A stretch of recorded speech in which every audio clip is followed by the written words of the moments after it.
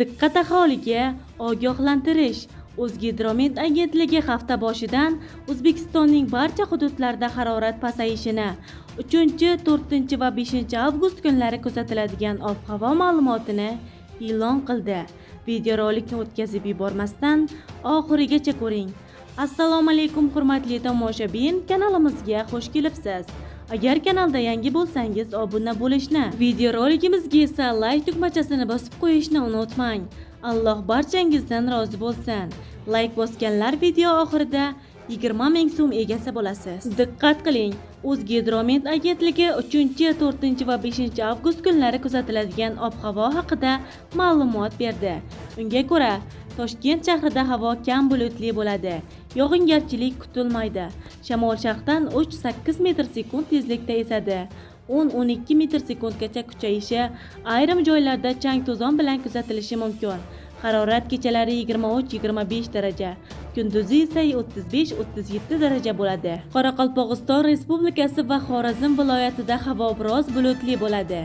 Yog'ingarchilik kutilmaydi. Shamol sharqdan 7-12 metr/sekund tezlikda esadi. Ba'zi joylarda 13-18 metr/sekundgacha kuchayishi, ayrim joylarda chang-to'zon bilan kuzatilishi mumkin. Harorat kechalari 20-25 daraja, kunduzi 31-36 daraja bo'ladi. Buxoro va Navoiy viloyatlarida havo biroz bulutli bo'ladi. Yog'ingarchilik kutilmaydi. Shamol sharqdan 7-12 metr/sekund tezlikda esadi. Ba'zi joylarda 13-18 metr/sekundgacha kuchayishi, ayrim joylarda chang-to'zon bilan kuzatilishi mumkin. Harorat kechasi 20-25 daraja, kunduzi 33-38 daraja bo'ladi. Toshkent, Sirdaryo, Jizzax va Samarqand viloyatlarida havo biroz bulutli bo'ladi. Yog'ingarchilik kutilmaydi. Shamol sharqdan 7-12 metr/sekund tezlikda esadi. Harorat kechasi 20-25 daraja, kunduzi 33-38 daraja bo'ladi. Qashqadaryo va Surxondaryo viloyatlarida havo biroz bulutli bo'ladi. Yog'ingarchilik kutilmaydi. Shamol sharqdan 7-12 metr/sekund tezlikda esadi.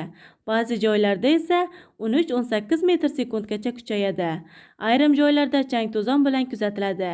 Harorat kechasi 22-27 daraja, kunduzi 35-40 daraja. Ba'zi joylarda 42-43 daraja bo'ladi. Andijon, Namangan va Farg'ona viloyatlarida havo biroz bulutli bo'ladi. Yog'ingarchilik kutilmaydi. Shamol sharqdan 5-10 metr/sekund tezlikda esadi. Harorat kechasi 22-27 daraja, kunduzi 33-38 daraja bo'ladi.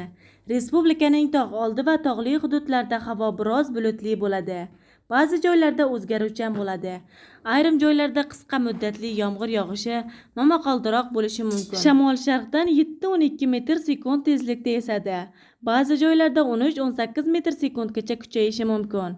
Harorat kechasi 15-20 daraja, kunduzi 25-30 daraja bo'ladi. Hurmatli tomoshabinlar, videorolikka like bosib, videoni barcha tanishlaringizga ham yuborib qo'yishni unutmang.